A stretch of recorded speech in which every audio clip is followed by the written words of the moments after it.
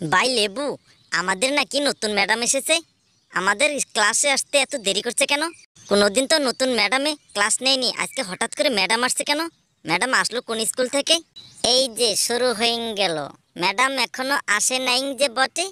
ভাই লেবু, তুই বলতো, ম্যাডাম অন্য স্কুল থেকে আমাদের স্কুলে ট্রান্সফার হয়ে আসলো কেন? ম্যাডাম স্কুল খুঁজে না পেয়ে হয়তো আমাদের স্কুলে উঠে পড়েছেন যে বটে। ভাই লেবু, তোর আইডিয়াটা মন্দ নয়, একবারে কারেক্ট। হয়তো তাই হবে, হয়তো তাদের স্কুল খুঁজে পায়নি, তাই আমাদের স্কুলে উঠে পড়ে গেছে। কারণ হলো আমাদের স্কুলে তো আর কখনো ম্যাডামে ক্লাস নেয়নি। সবাই চুপ, ম্যাডাম আসছে, সবাই চুপ। Good morning madam, good morning madam, good morning madam. Good morning, good morning, সকলেই বসে পড়, বসে পড়। ম্যাডাম, আপনাকে একটা প্রশ্ন করি, আপনি ওই স্কুল থেকে আসলেন কেন? শুনেছি তোরা নাকি ভুলভাল কথা বলে এই স্কুলের সকল মাস্টারদের মাথা একবার পাগল করে দিয়েছিস, তাই আমি তোদের দেখতে আসছি। সত্যি তোরা একবারে বিচ্ছু ছেলে রে বাবা, তোরা একবারে বিচ্ছু ছেলে। ম্যাডাম, আপনাকে আমি একটা ইংরেজি ধরি? শুরু হয়ে গেল, আসতে না আসতে শুরু হয়ে গেল, তোরা ইংরেজি ধরবি? আচ্ছা ধর দেখি, কেমন ইংরেজি ধরিস। ম্যাডাম, আই গোয়িং মানে কি? এর বাংলাটা কি ম্যাডাম? আমি যাই। না ম্যাডাম, আপনি আসছেন, এই ইংরেজিটা বলেই যেতে হবে, আপনি যাইতে পারবেন না, আপনি ইংরেজিটা বলে যান। শুনেছি তোরা নাকি সকল ছাত্ররা রচনার জন্য পারফেক্ট হয়ে আছিস, তাই তোদের আজকে রচনা দিয়ে ক্লাস শুরু করব। কেরা কিরকম রচনা বলতে পারিস? তাহলে ম্যাডাম আপনি ধরেন, কোন রচনা ধরবেন?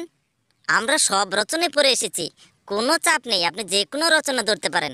ফেলু রে, তুই যে বললি সব রচনায় পড়ে আসছিস, তুই যে একটু আগে আমাদের বললি শুধু বাঘের রচনায় পড়ে আসছিস, আর এখন ম্যাডামকে বলছিস তুই সব রচনায় পারফেক্ট হয়ে আছিস। তুই দেখ না কালু, আমি সকল রচনাতেই বাঘ দিয়েই পার করে দেব। এই, তোরা দুইজন কি ফাঁসুর ফুসুর করছিস? না ম্যাডাম, আমরা কিছু বলছি না, আপনি রচনা ধরতে পারেন, যে কোনো রচনা ধরেন। তাহলে সুন্দরবন নিয়ে একটি রচনা বলতো। ঠিক আছে ম্যাডাম, বলছি।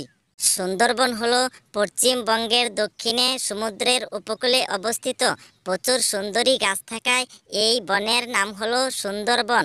আর এই বনে অনেক উপজাতির পশু আছে, ওদের মধ্যে বাঘ হলো প্রধান। বাঘ একটা হিংস্র মাংসাশী প্রাণী। বাঘের বড় বড় নখ, বড় বড় দাঁত, বাঘের গায়ে হলুদের ওপর কালো রঙের ডোরাকাটা ডোরাকাটা লোমে ভর্তি, মুখে গোপও আছে। আর বাঘের চোখ দুটো 20 টাকা দামের রসগোল্লার মতো গোল্লা গোল্লা গোল্লা গোল্লা গোল্লা গোল্লা। আর শিকার দেখলেই তার ওপর খপাস করে ঝাঁপিয়ে পড়ে। ম্যাডাম, সুন্দরবনের রচনাটা কেমন লাগলো? কি সাংঘাতিক, তোকে বললাম সুন্দরবনের রচনা বলতে, আর তুই বাঘের রচনা বলে দিলি। এবার তুই বনভোজন নিয়ে একটি রচনা বলতো, এবার দেখবো বাঘ কিভাবে আসে। ম্যাডাম, বনভোজন নিয়ে তো বলছি। ম্যাডাম, আমরা প্রতি বছর বনভোজনে যেয়ে থাকি, শিশু পার্কে, সাগর পাড়ে, আবার চিড়িয়াখানায়ও যেয়ে থাকি। আর এই চিড়িয়াখানায় সব ধরনের পশু আছে, ওদের মধ্যে বাঘ হলো প্রধান। বাঘ একটা হিংস্র মাংসাশী প্রাণী। বাঘের বড় বড় নখ, বড় বড় দাঁত, বাঘের গায়ে হলুদের ওপর কালো রঙের ডোরাকাটা ডোরাকাটা লোমে ভর্তি, মুখে গোপও আছে। আর বাঘের চোখ দুটো 20 টাকা দামের রসগোল্লার মতো গোল্লা গোল্লা গোল্লা গোল্লা গোল্লা গোল্লা। আর শিকার দেখলেই তার ওপর খপাস করে ঝাঁপিয়ে পড়ে। ম্যাডাম, চিড়িয়াখানা রচনাটা কেমন লাগলো আপনার? তুই এবারও বাঘ দিয়েই পার করে দিলি, কি সাংঘাতিক। তুই বাঘ কি দেখে আসছিস নাকি স্কুলে আসার সময়? কেন ম্যাডাম, আপনি কখনো চিড়িয়াখানায় যাননি? চিড়িয়াখানায় যে বাঘ আছে আপনি দেখেননি? ফেলু, এবার তুই মোটর গাড়ি নিয়ে একটি রচনা বলতো। ফেলু রে, এবার মনে হয় ফেসেই গেলি। তুই চুপ থাক, এবারও আমি মোটর গাড়ির ভিতরেও ভাগ দিয়ে পার করে দিব। ম্যাডাম, আধুনিক ব্যবস্থা পরিবহন মোটর গাড়ির উপর নির্ভরশীল। বর্তমানে রাস্তাঘাটে যত মোটর গাড়ি দেখি, যেমন ট্রাকে করে মালপত্র বহন করা হয়, বাসে করে যাত্রী বহন করা হয়, আর যাদের বেশি টাকা আছে তারা পার্সোনালভাবে প্রাইভেট গাড়ি কিনে নেয়। আমি রাস্তাতে দেখি প্রাইভেট গাড়ির পেছনে গ্লাসের মধ্যে তোলা বা কাপড় দিয়ে ভাগ বানিয়ে রাখে। আর এই বাঘ হলো হিংস্র মাংসাশী প্রাণী। বাঘের বড় বড় নখ, বড় বড় দাঁত, বাঘের গায়ে হলুদের ওপর কালো রঙের ডোরাকাটা ডোরাকাটা লোমে ভর্তি, মুখে গোপও আছে।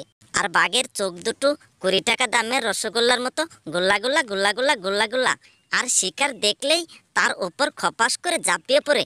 ম্যাডাম, কেমন লাগলো মোটর গাড়ির রচনাটা? কিরে, তুই মোটর গাড়িতেও ভাগ নিয়ে আসছিস? বেটাকে তো জব্দ করতে পারছি না। সত্যিই তো এই ক্লাসের মাস্টাররা কেন পাগল হয়ে যায়, কি সাংঘাতিক। এবার ছাড়ছি না, তাহলে বিশ্বকাপ নিয়ে একটি রচনা বলতো। এবার দেখবো বাঘ কিভাবে আসে। পৃথিবীর যে কোনো দেশে বিশ্বকাপ খেলা হয়। এই স্টেডিয়ামে বা গ্যালারিতে যে দর্শকরা খেলা দেখতে যায় তারা অনেকেই শরীরে রংচং মাখিয়ে খেলা দেখতে যায়। তাদের মধ্যে বাংলাদেশের একজন দর্শক বাংলাদেশের খেলা হইলেই হলো গায়ে রংচং মাখিয়ে বাঘের মতো সেজেগুজে স্টেডিয়ামে চলে আসে। বাঘ একটা হিংস্র মাংসাশী প্রাণী। বাঘের বড় বড় নখ, বড় বড় দাঁত। বাঘের গায়ে হলুদের ওপর কালো রঙের ডোরাকাটা লোমে ভর্তি, মুখে গোপও আছে। আর বাঘের চোখ দুটো 20 টাকা দামের রসগোল্লার মতো গোল্লা।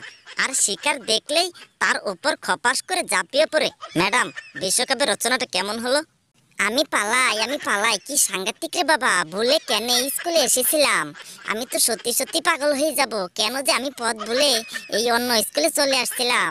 এরা ছাত্র না তো, এরা অ্যাটম বোমা, কি সাংঘাতিক রে বাবা। বন্ধুরা, ভিডিওটি দেখবেন, লাইক কমেন্ট শেয়ার করবেন, চ্যানেলটি সাবস্ক্রাইব করে পাশে থাকবেন, কমেন্টে জানাবেন ভিডিওটি কেমন লাগলো। আর এমন ইংরেজি বলবেন স্যার ম্যাডামের মাথা যেন কিলিবিলি করে। ভিডিওটি দেখার জন্য ধন্যবাদ।